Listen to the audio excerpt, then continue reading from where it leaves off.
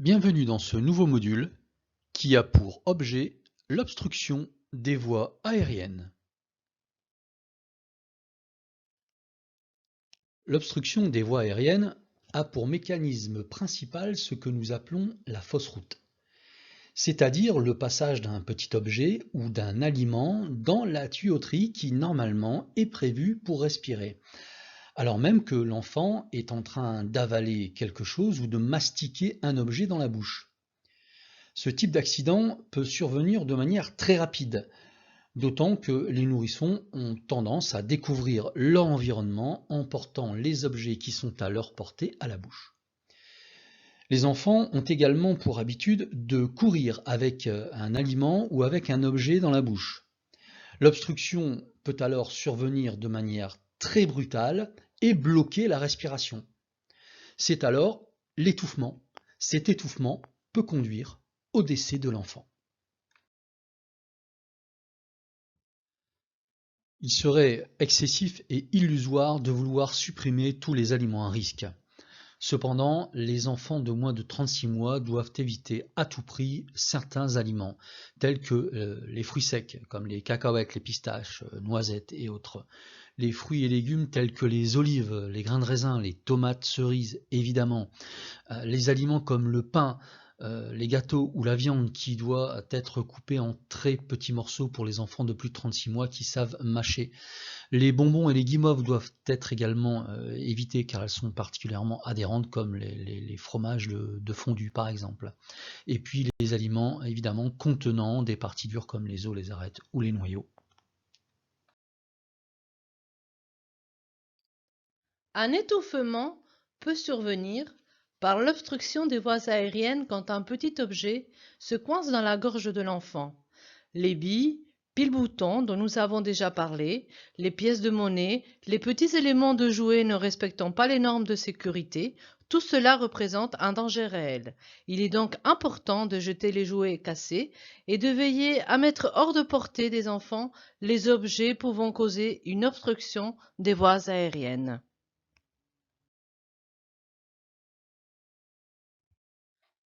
L'étouffement par la strangulation ou la suffocation. Lorsqu'il fait du toboggan, du sport, l'enfant ne doit rien avoir autour du cou qui puisse provoquer sa strangulation, cordon de capuche, chaîne, etc. Chez l'enfant plus grand, être vigilant quant aux jeux à risque, simulation de pendaison, jeu du foulard ou la strangulation volontaire pour éprouver des sensations peut entraîner le décès ou avoir des conséquences neurologiques irréversibles. Ne pas laisser de sac en plastique à portée d'un enfant de façon à éviter tout risque d'étouffement. Pour éviter les étouffements accidentels, la conduite à tenir, au-delà de l'interdiction de certaines pratiques, passe par l'éducation, apprendre aux enfants à avoir les bons comportements et les bons gestes, mais aussi par la surveillance des enfants qui parfois se mettent en danger en toute inconscience. Voici une scène prometteuse de joie et de divertissement familiales et amicales, mais potentiellement dangereuse pour un enfant de moins de 3 ans. Qu'en pensez-vous?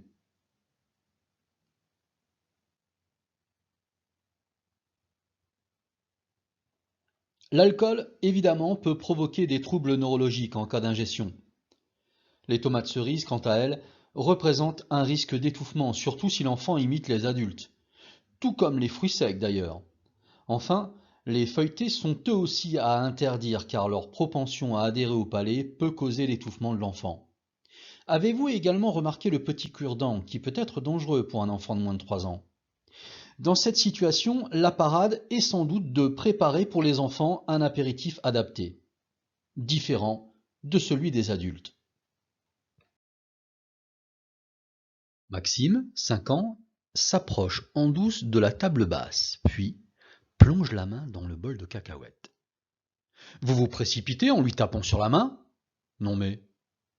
Ou vous lui montrez comment il doit faire.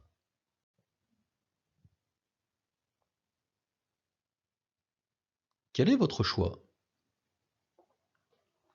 Eh bien, à partir de 36 mois, les enfants sont capables de croquer. Vous pouvez donc leur montrer comment faire avec les aliments qui posent problème.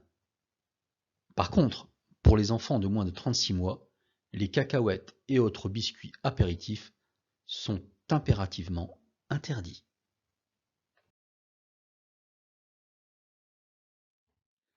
Notre petite Juliette, 6 ans, a attrapé la télécommande de la télévision. À votre avis, que risque-t-il de se passer? Elle risque d'avaler les piles par inadvertance? Elle risque de briser la télécommande, cette petite chipie? Ou encore, eh bien, vous décidez qu'il n'y a aucun risque, puisqu'elle sait utiliser la télécommande de la télévision.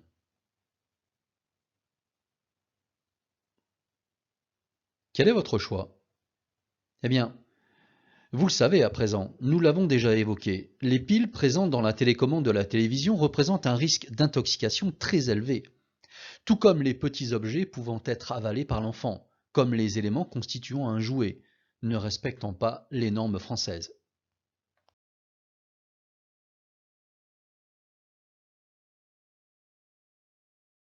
Rappelons, si vous le voulez bien, les points clés.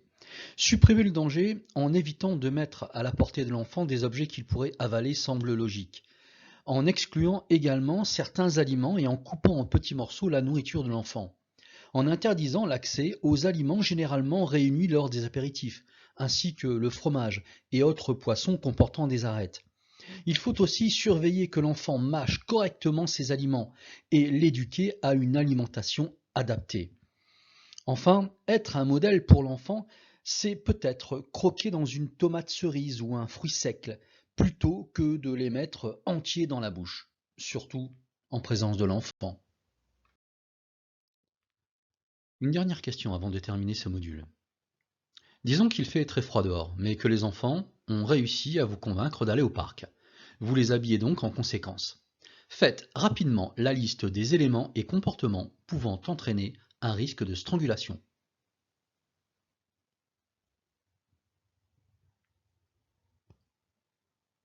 Votre liste est terminée? Eh bien, elle devrait comporter les écharpes et les foulards, évidemment, qui représentent un risque réel de strangulation, car ils peuvent s'accrocher, comme nous l'avons déjà vu, accidentellement, quand l'enfant joue en extérieur sur des jeux ou fait du sport. Les jeux de strangulation doivent aussi être interdits, je pense notamment aux jeux du foulard, en expliquant les risques pouvant causer un handicap sérieux ou la mort. Ce module est à présent terminé. Le module suivant portera sur la prévention des brûlures. Merci de votre attention.